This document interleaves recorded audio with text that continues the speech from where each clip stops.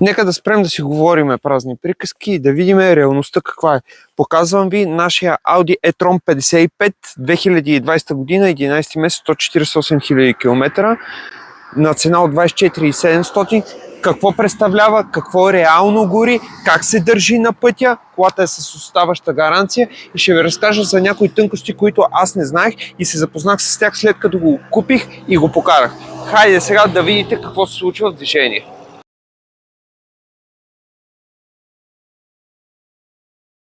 Автомобила на Dynamic, за да видите какво е неговото ускорение. Всеки се чуди върви ли електричката. Колегата ще снима. Да, мога да включа на скорост. Колегата ще снима какво е ускорението. Колега, моля, снимай.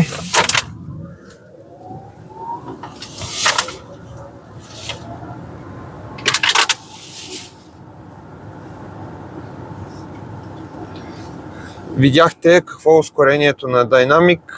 Залепиш се просто за седалката. Сега пускаме на комфорт. Снимай.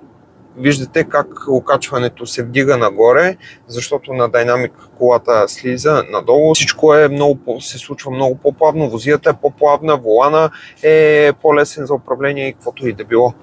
Какво е важното при този автомобил според мен? Тук много зависи как използвате рекуперацията. Какво значи рекуперация? Рекуперация е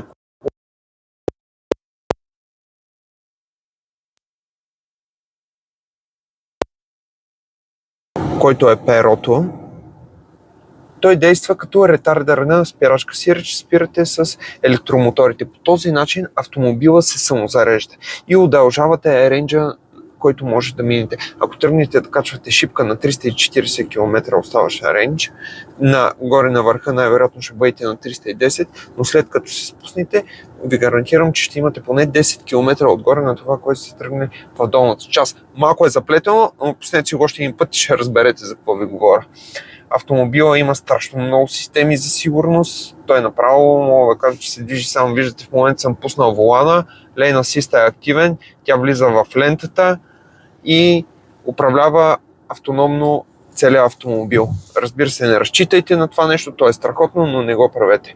Колата сама чете пътя, преценява кога да намали тип рекуперация, за да се самозареди, показва ви кога да си махнете крака от гъста. Това всичкото е направено с цел икономия на батерията. Наистина страшно иновативна, страшно много техника е вложена в нея и определено си заслужава. Дали е ефтино? Да, ефтино е, возите се без пари, особено ако си зареждате автомобила при домашни условия. Аз заредих нашия e-tron ето, сега ми каза да хвана волана, защото прекалено се разсейвам. Тя ме вкарва в пътя, но все пак не е това работата.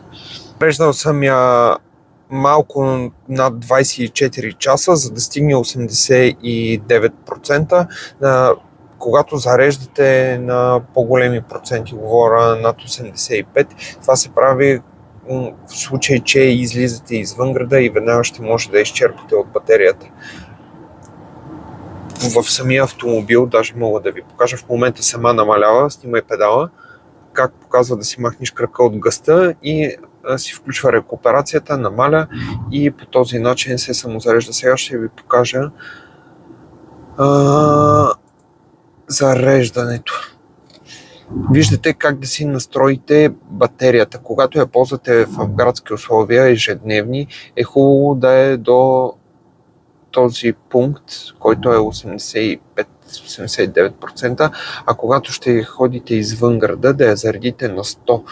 Това отново е свързано с рекуперацията, тъй като автомобила се самозарежда при спиране в града. Знаете, доста често се използва спирачката, не е нужно да ползвате само перата, дори като използвате спирачката, ви показва, че се самозарежда. Ето, мога и нагледно да го видите. Виждате, тук пише Charge.